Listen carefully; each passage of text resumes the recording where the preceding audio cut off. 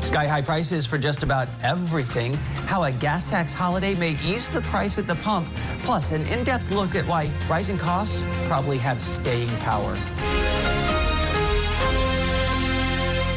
With gas prices reaching new highs, what can be done about all this? Our big number tonight is $4.32. The cost of a gallon of regular gas, according to AAA nationwide.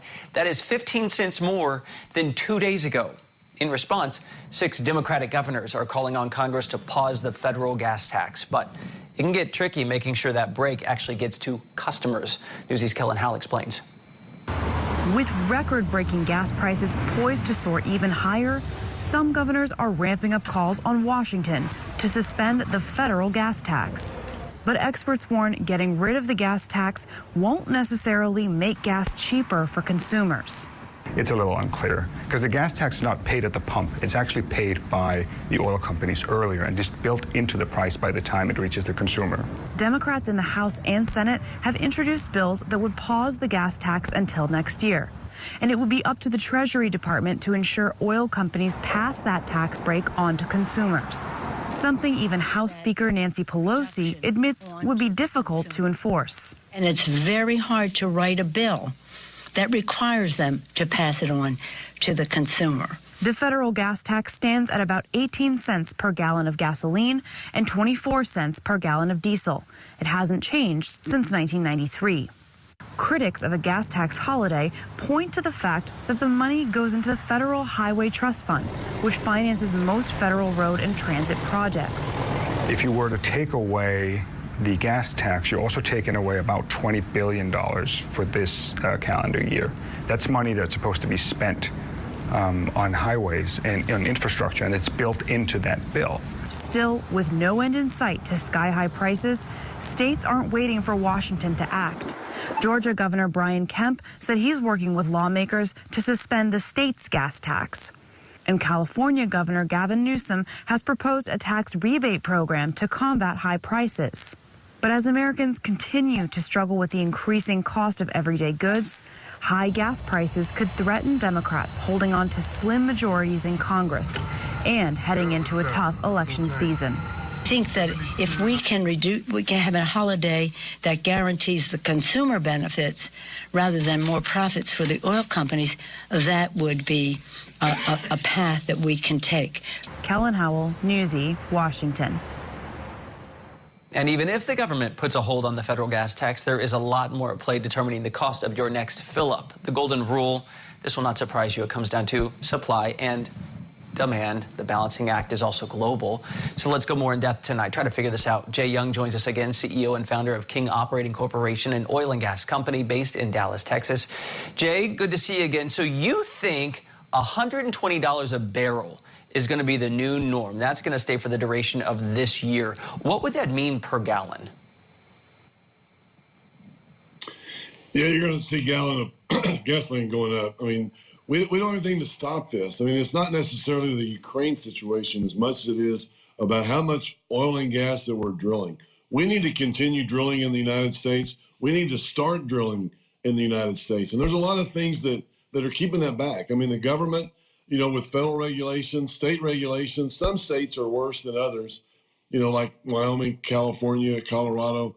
It's hard to get a permit there. It's hard to get underway drilling. And also, institutions are out of the game.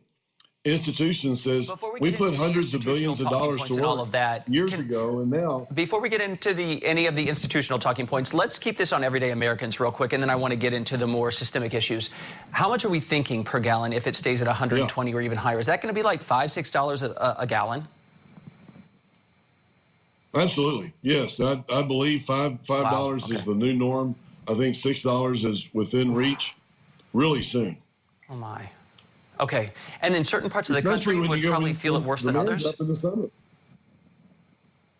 Yeah, well, California, I mean, you'll see $6, $7 gas there. I think you already are probably in some parts like LA. You're already seeing a big part. But you know, when demand gets up, like you mentioned a minute ago, Chance, I mean, when demand goes up in the summertime, when people go on vacations and they're going to see families and doing their family vacations, they're going to have to rethink their situation. They're going to have to, hey, it's going to cost you $150 to fill up your tank instead of, the old, $60, $70, it's going to cost more. And we're not anywhere close to having the situation fixed. Right. I remember growing up. I was from Kansas City. We went to Branson. Driving all the way to the Grand Canyon, it wasn't really within our means. So let's talk bigger picture then, Jay. President Biden suggested oil companies and financial firms are actually taking more than their fair share at this moment. They might be exploiting the instability to make more money. Is that true? Oil and gas companies are one of the pieces of the puzzle right now that they are not doing. Oil and gas companies, and I'm talking about public companies, they put people on their boards that want to go green. They're doing ESGs. Anytime you open up the newspaper today, years ago you could open it up and you could see people drilling and seeing people, new forms, new shale, new fracking, new this, new that, drill baby drill.